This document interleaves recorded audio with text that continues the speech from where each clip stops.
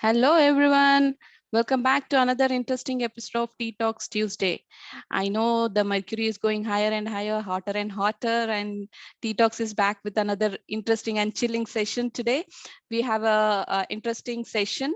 A young nutritionist who is here, Sindhu Ashwini. She's a nutrigenomics expert, and she has. Let me introduce Sindhu. So Sindhu was being working as a nutritionist for 10 years and as a nutritionist and nutrigenomics expert with her most recent experience in Hyderabad based startup called Lean Spoon and along with Map My Genome India. And being a food auditor, ISO 22K, she possesses valuable skills such as attention to detail and sound judgment. And currently she works for NaviPoint Health as a health coach and nutrition lead, where she assesses the genetic data and microbiome data of the client to give recommendations to the client. She also writes nutrition and health related blogs and works as a freelancer for startup to help their business.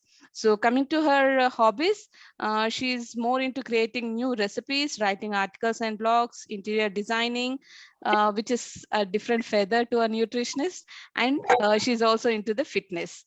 So I would like to welcome Sindhu. Welcome Sindhu on to Tea Talks, and the stage is yours. Thank you, Miss Mayuri. Very sweet of you. Hello, everyone. It is really great to be here because I have been watching Tea Talk Tuesday for a very long time now. And thank you for the opportunity, both to Dr. Janaki Badagu as well as Ms. Mayuri Alua. I don't want to take much time. I'm just going to go ahead and share my screen. Sure.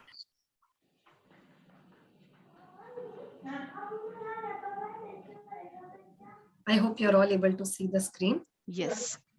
Okay, so today's topic is a very interesting one, according to me, because we nutritionists, whenever we meet a client, we make sure that we want to give a 360-degree wellness to the client. Sindhu, you can make a full screen, the slideshow. Okay.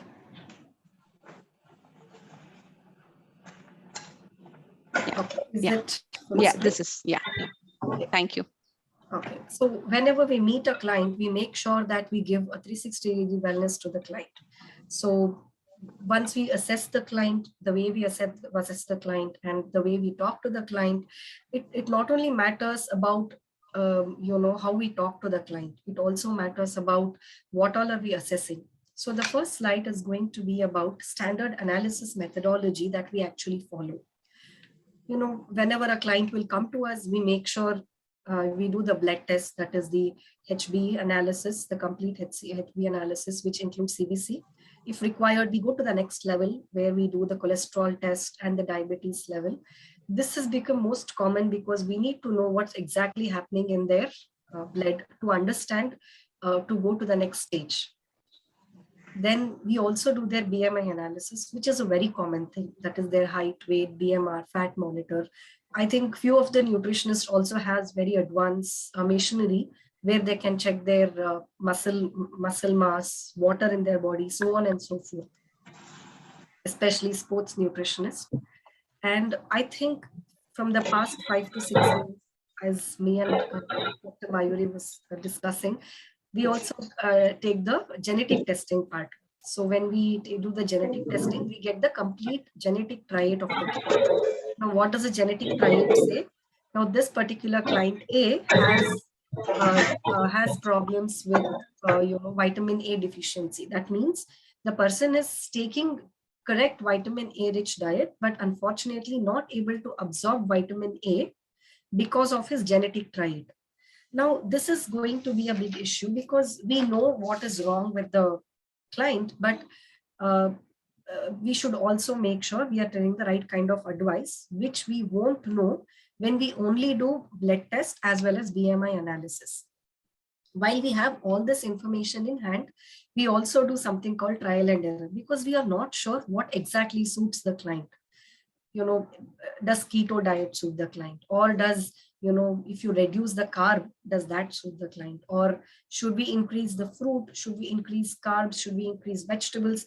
This is a kind of trial and error each nutritionist does with her clients, which I think all of you agree. So what are the current challenges that I just started speaking about it, about the trial and error methodology that we follow. And every time we make sure that we spend a lot of time on each profile. See, each client is important for us. So we make sure we go through every analysis very carefully and their 24-hour dietary recall to match their current profile, so that we make sure we give them something similar, so that we don't throw them and the body under a huge surprise. And getting the precise information through the dietetic information. Though we have all of this in hand, we are still doing a trial and error, because we are going to still change their gut metabolism, because we are not sure how the body is going to take their diet. Few foods can create dysentery, few foods can make them too tired. So that is why we have come up with something called gut food that suits their gut. Now, here, what does this particular methodology help us in? This basically helps us to address the root cause issue. Now, what is the root cause issue? This person particularly might have IBD.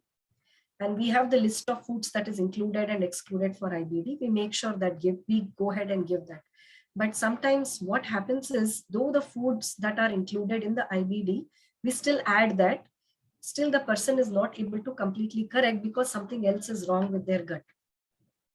Understanding the unique microbiome composition. Now, each gut behaves very differently. As I said, a person who's had protein powders for a very long time would have, corroded their gut metabolism in a very bad way, because most of the protein powders would have made sure that, the gut is not working very well. So you have to put them on a high protein diet, but not on artificial proteins, making sure enough protein is coming through food and also that suits their gut. Now, reverse gut bacteria imbalance. Now, whenever there is an imbalance in the gut, it automatically shows on your face. And there is something called that, all of us, if people who have worked on the gut also knows, that there is something called gut-brain axis. Now, what is gut-brain axis? Basically, whatever happens in the gut also shows the way you behave, the way you talk, the way you the way you actually behave in front of others. So that is called gut-brain axis. Now, organism-specific food, when you consume, it is going to help you to also improve your psychological behavior. It is not only for general population, also people with autism, also people with, who have depression. Now, a recent study says by 2030, most of the people will be talking about foods that are good for depression, because all of us are going through different types of stress throughout the day. So everybody in the next 10 years, we will all be talking about gut-brain axis and gut bacteria imbalance. This is what we all will be talking about. Now, here are few organisms that I have jotted down and which will help us to understand diseases such as PCOD, obesity, and constipation. Now, gut microbiome association here is Akkermansia muciniphila and Conezuela aerophaciens. Now, these two compounds, when you increase Akkermansia, automatically we have something called compounds that are associated. What are compounds? We nutritionists actually every day talk about compound level information. That is, increase your flavonoids to make sure that you don't have that you go through weight loss, or increase so that increase your anthocyanins to make sure your hair growth is better. Now, that way, when you take increased level of Akkermansia, you also increase the flavonoids and anthocyanins and nitrates, because of which your PCOS can be reversed, obesity also can be reversed, including constipation. Now, some of the food associated with that is gooseberry and coriander leaves, cabbage, onion, dark chocolate. Now, does that mean that you have to increase these foods in a large quantity? No. That is not true.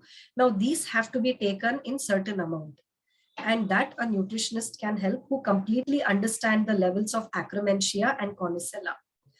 So I'm going to move to the next slide. Maybe we will take the questions in the end. That's possible, right? Okay. Now, next, very important is managing IBS and ulcerative colitis. Now here you have to lower the levels of Conicella. In the previous slide, to deal with obesity and PCOS, we said that you have to increase the level of Conicella, but here we are going to talk about decreasing the level of Conicella as well as Bifidobacterium. Now these are already present in your gut. It doesn't mean that we are giving this to your gut. These foods are already present in your gut. We have to make sure that the dietary compounds are increased of these foods. For example, you take nitrate-rich foods, selenium-rich foods. In this case, automatically IBS and ulcerative colitis are, we can make sure it can be reversed. Now, few of the food association here is clove, almonds, eggs, sunflower seeds, etc.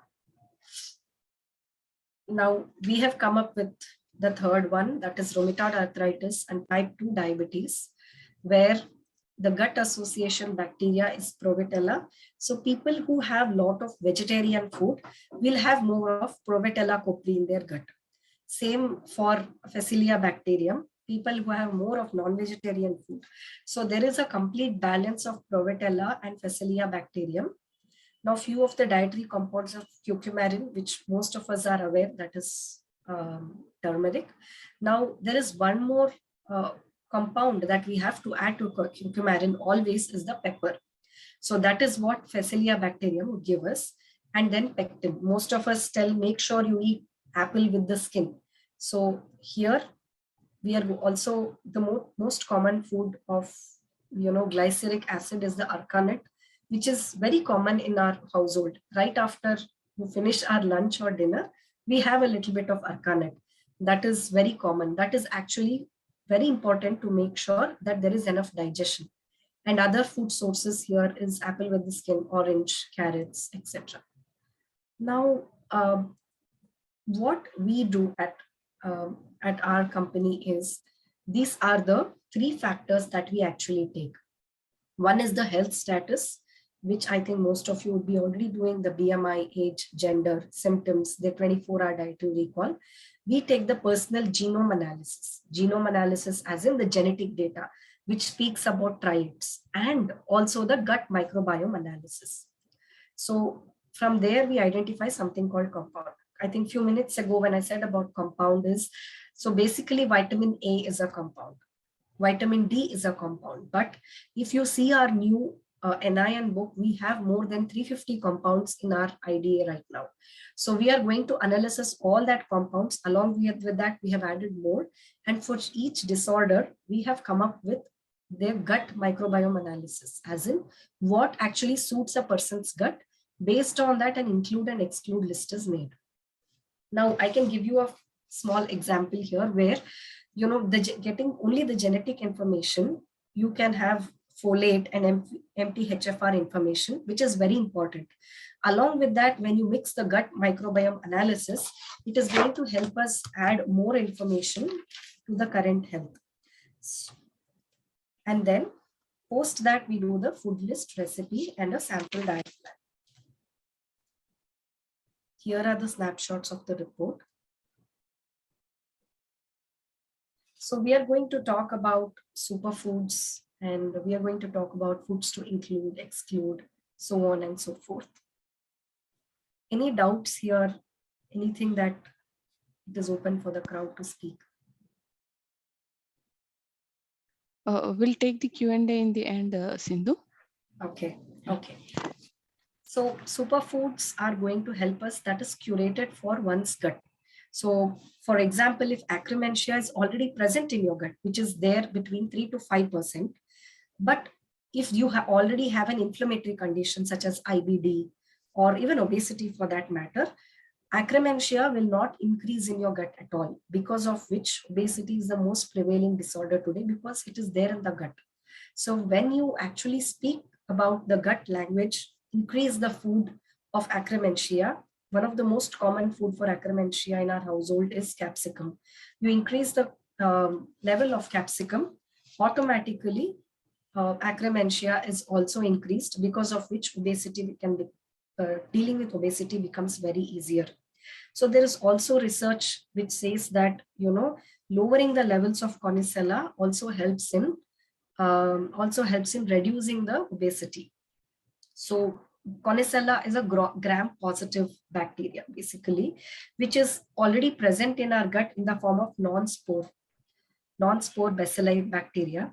So it is a predominant bacteria, and it is already present in the human gut. It is a very dominant bacteria. Because it is very dominant, it constantly hinders our fiber intake. You will be taking fiber-rich food, but because Conicella is present in large quantity in the gut, it is not allowing the fiber to get digested.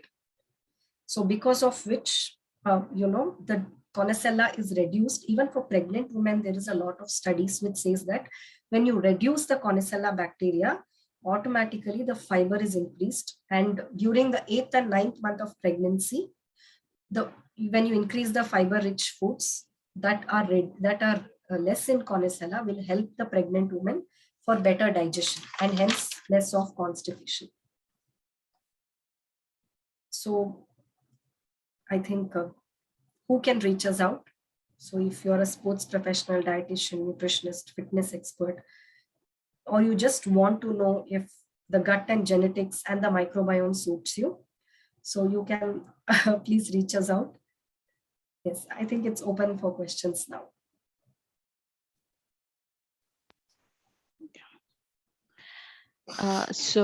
Audience, Sindhu is here. Any kind of questions that you have, we can discuss here. So she's open for the Q&A. So you were mentioning about the Conicella, right, Sindhu?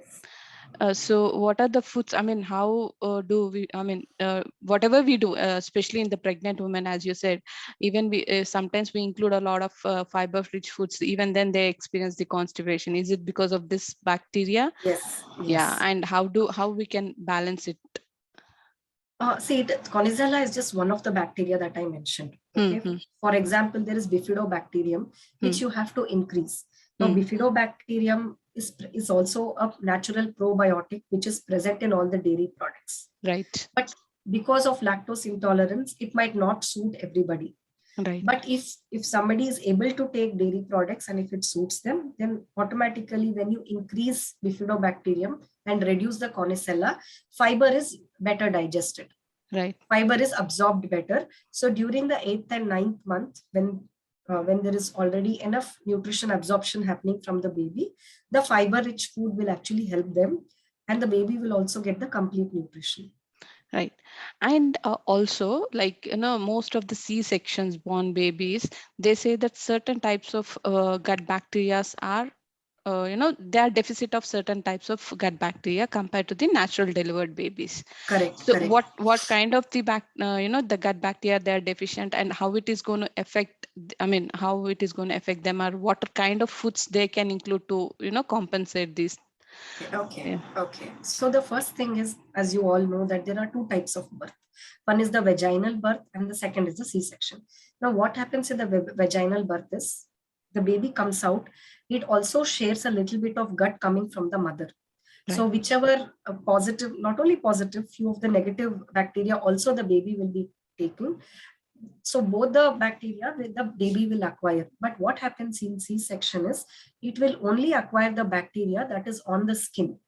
Okay. So it is completely new. We have to build the microbiome bacteria for the baby. As in the baby will be able to, as it grows, the microbiome also grows along with it. So generally up to 6 months, if the baby is not given any antibiotic, it is much better.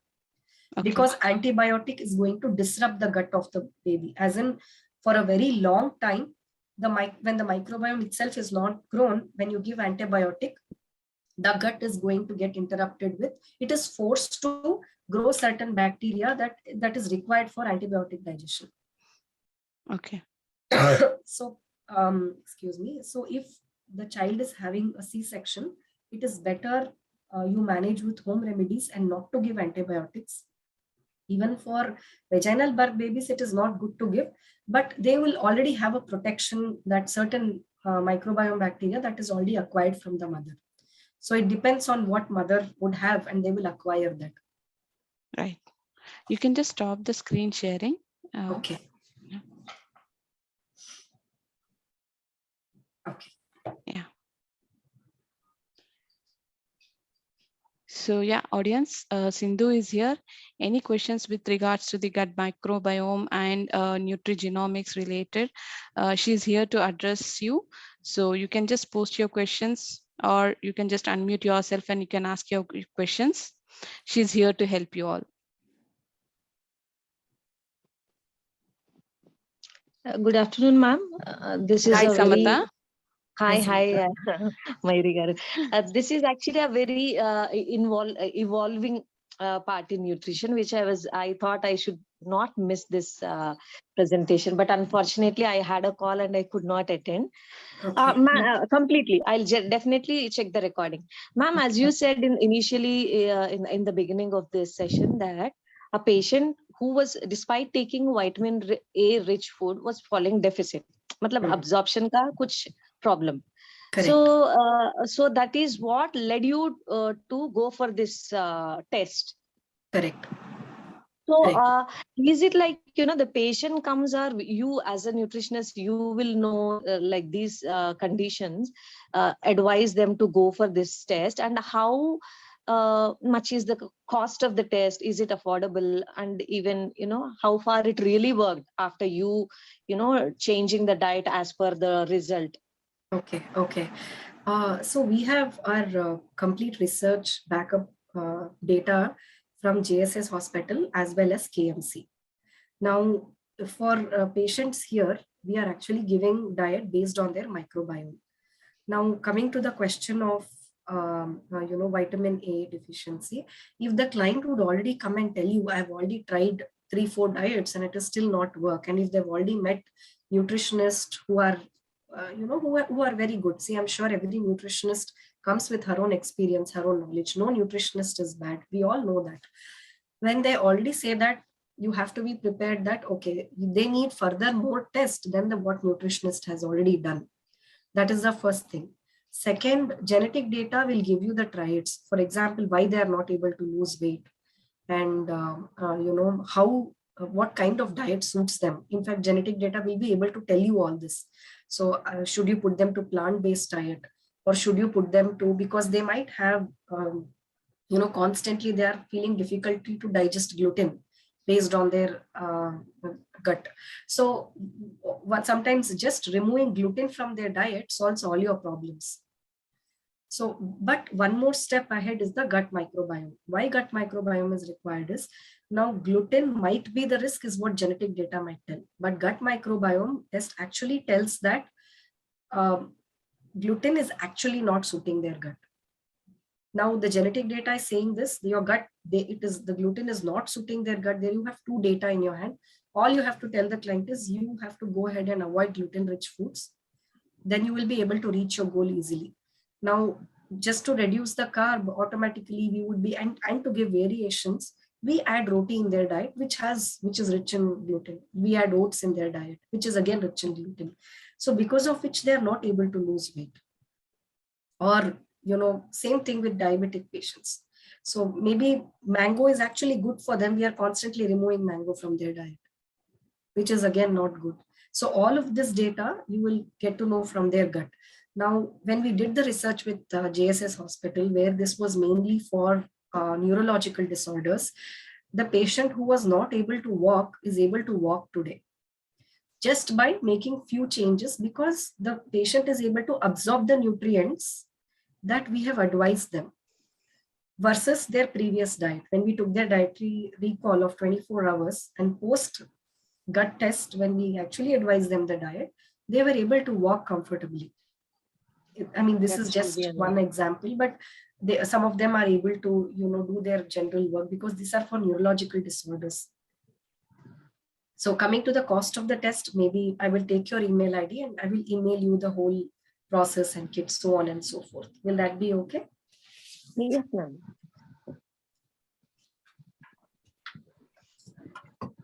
So it is basically, it has got to do with the microbiome, the gut Yes. microbiome. So if a patient is devoid of any essential microbiome, the organism, so that is what will be given in the form of a supplement.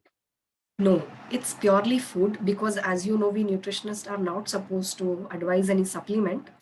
We will still go ahead and advise food, but there are very rare cases which would say, for this person, for example, when we did the research on post-COVID patients, there was a client whose gut was completely disrupted because of the post-COVID symptoms. So he was not able to recover along with his diabetes. He was not able to completely recover, and he constantly had mucus in his gut. So what we did was, we had to advise him the supplement, but however, he can contact his doctor and then he can go ahead and take the supplement. That's a very rare case though. But most of the advice, as I showed in the presentation, it's going to be about superfoods and foods to include, coming from our IFCT book, coming from our NIN IFCT book. Great. Thank you so much, ma'am. Thank you. Okay. So is this like one-time test or a repetitive test that would you suggest? So generally, if the test is done and if the person is perfectly all right, he needs to do test once and then work on his goals. But if you have a client who has severe disorders like IBD, who's on a constant medication and who's been trying different things, you have to at least do test at least twice to make sure that they do the test and you get the result, advice is given. And after 3 months or 3 to 6 months, when the person is completely following the diet, and then post that, you do another test to check if the microbes and the bacteria have corrected itself. So we do a second round of test. Okay.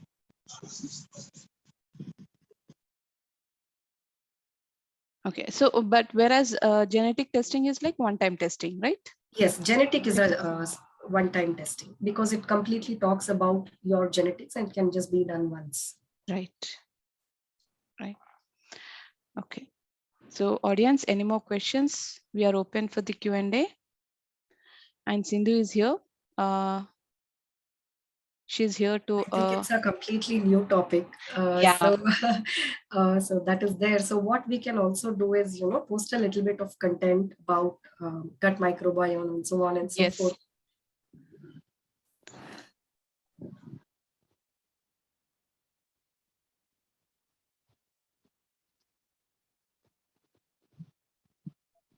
Yes, audience, any more questions that you have?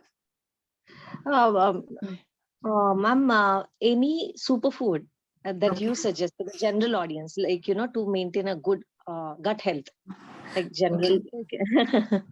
So when I mention superfood, right, it is basically completely concerned to one's gut. It is individual specific, you mean? It is very, very individual specific. And when we do the testing, what suits their gut based on the bacteria. So it can be bifidobacterium or Akkermansia, whatever levels will come high or low. The food associated and the compound associated with that is what we advise. How is the awareness among the general public? Like, this is the test, you can go and choose the food as per your genes, as per your body. How is it going, ma'am?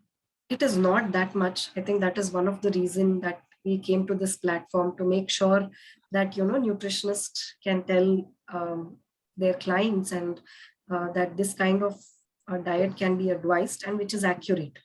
So that is actually concerned to their gut. Ma'am, also I want to understand, gene expression is how the body identifies the food when it goes into the stomach, or what is the gene expression? Okay. So it still identify the compounds. It doesn't identify the food. So for example, it identifies the nutrient. So for example, you are consuming, for example, when you take 24-hour dietary recall of the client, and you can see the person is consuming enough vitamin A or iron-rich foods. Very simple. you can see there is 3 days spinach, 3 days in a week, they're eating spinach, they're eating ragi. Still constantly the HB is low to the client. So how is that possible? Because the absorption level of their genetic is very less. Genetically, they absorb iron very less. So to such client, either you move up there. So we have something called recommended dietary allowance, and we have something called tolerable upper limit in our NIN book. So we take their tolerable upper limit, and based on that, we give them the diet. Okay. Okay, ma'am. I think Dr. Suresh. Dr. is Suresh, waiting. yeah, Yes. Suresh Garu, you can ask your question and you can unmute yourself. Thank you, ma'am. Thank you, Sindhu. And when you mentioned about this, when you mentioned about the research in GSS and KNC, so what are the diseases that you studied and able to see the improvement? So it was mostly neurological disorders where people with Parkinson's and also paralysis. So where, we took their dietary recall and also took their microbiome analysis. And a few of them had very severe disorders too. In both the cases, we are able to see good improvement, especially, with respect to their gut-brain axis, we are able to achieve good amount of success. That's really wonderful to know, ma'am. Like, a person who was not able to walk is now Yes. walking. It's really amazing. Yes.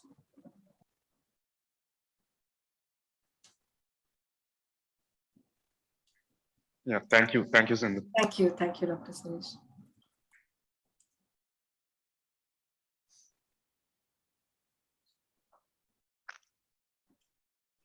Yeah. So any more questions? Okay. With this, I would like to conclude today's session.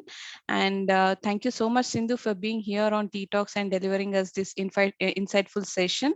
And hope to see you soon on T-Talks Yes. with a lot more sessions. And thank you so much for being here. Thank you so much. Thank you for the opportunity. Thank you all nutritionists. And thank you everyone who watched the video. Thank you. Thank you. See you all next Tuesday, same time, same place. Bye for today.